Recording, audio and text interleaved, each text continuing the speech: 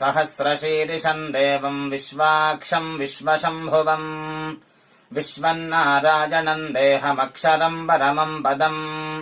विश्वतः परमा नित्यम् विश्वन्नारायणगुम् हरिम् विश्वमेवेदम् पुरुषस्तद्विश्वमुपजीवति पतिम् विश्वस्यात्मेश्वरगुम् शाश्वतगुम् शिवमच्युतम् नारायणम् महाज्ञेयम् विश्वात्मानम् परायणम् नारायणपरो ज्योतिरात्मा नारायणः परः नारायणपरम् ब्रह्म तत्त्वन्नारायणः परः नारायणपरो ध्याता ध्यानम् नारायणः परः यच्च किञ्चिज्जगत्सर्वम् दृश्यते श्रूयतेऽपि वा अन्तर्बहिश्च तत्सर्वम् व्याप्य नारायणस्थितः